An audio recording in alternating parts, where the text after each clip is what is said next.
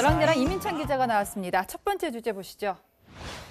자, 민주당 아닌 무슨 당? 자, 이재명 후보 모습인데요. 민주당이 아니라 어떤 당을 말하는 건가요? 이재명 당입니다. 네, 그러니까 민주당이 이재명이 아니라 이재명의 민주당을 만들겠다. 이제 앞서도 전해드렸지만 이제 정권을 갖고 민주당을 쇄신하겠다는 거죠. 이 후보 그동안 민주당 내에선 비주류로 분류돼 왔죠. 네.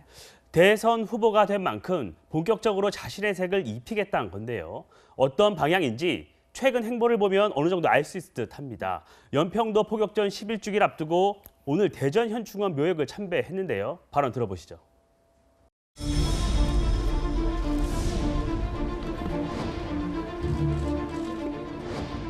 어떤 경우에도 북한의 일방적인 도발에 대해서는 용인하지 않겠다라는 말씀을 꼭 드립니다. 특히 민간인 지역에 대한 도발은 반드시 그에 상응하는 책임을 묻겠다는 말씀을 드립니다.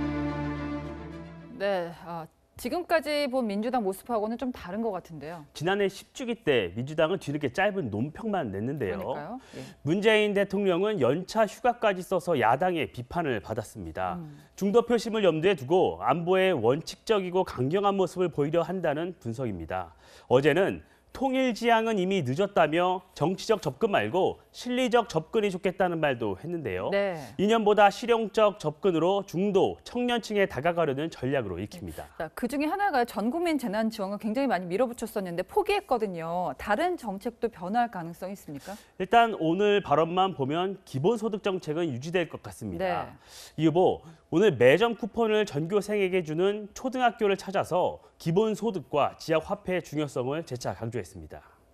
2,000원씩 매주 1%로 기본소득을 받고 있어요. 기본 용돈이라고 할 수 있겠네요. 일종의 지역화폐, 학교 지역화폐로 최저선의 삶을 지지하는 그 방식으로는 역시 기본소득이라고 하는 게 중요한 화두가 될 수밖에 없다. 이재명 후보가 연일 강조하는 변화와 혁신, 어떤 행보와 공약으로 구체화될지 지켜보겠습니다. 네. 자, 다음 주제 보겠습니다. 배우자는 어디에? 대선 후보만큼 배우자에 대한 관심이 높은데요. 이재명, 윤석열 후보의 부인이 좀 정반대 행보여서 화제입니다. 먼저 이재명 후보의 부인 김혜경 씨, 낙상 사고 논란 이후 이 후보 일정에 자주 동행하고 있습니다. 예.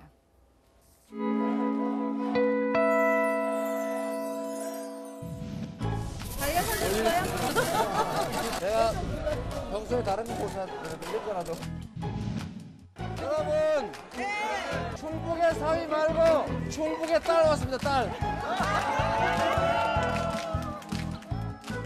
네, 보니까 옷 색깔도 커플룩처럼 좀 맞췄습니다. 이렇게 후보와 부인이 며칠 동안 동행하는 건 좀 이례적인 일이라면서요.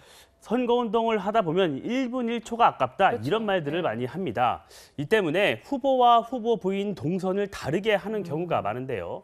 지난 대선 때죠. 문재인 대통령의 부인 김정숙 여사는 혼자 호남 지역 목욕탕을 돌면서 선거운동을 했던 일화가 있죠. 네. 다만 이 후보의 경우 낙상 사고 후 떠도는 루머를 불식시키기 위해서 네. 당분간 동행을 택한 걸로 보입니다. 다정한 모습을 더 많이 보이겠다. 윤 후보 배우자는요, 아직까지 공개 행보가 없거든요. 윤 후보 부인 김건희 씨, 지난 2017년이죠. 네. 검찰총장 임명장 수여식을 끝으로 공개 활동을 한 적이 없습니다. 최근에는 도이치모터스 주가 조작 연루 의혹으로 검찰 수사를 받고 있죠.